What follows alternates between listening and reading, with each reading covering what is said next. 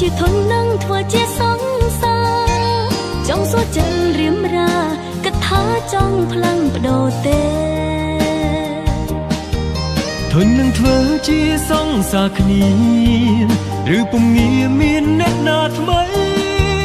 ចង់ពួកបងបេះដូងនៅតែភក្តីមិនធ្លាប់គិតថាផ្លាំងបដូរទេចង់ប្រាប់ថាធននឹងធ្វើសង្សា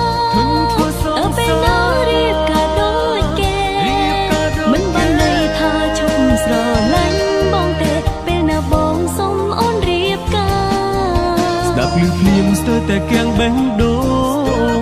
បានថាអូនចង់ផ្លាប់ដូរក្តីស្នេហារំភើបវិញពេលដឹងអារម្មណ៍ជីវ៉ាសំរៀបការ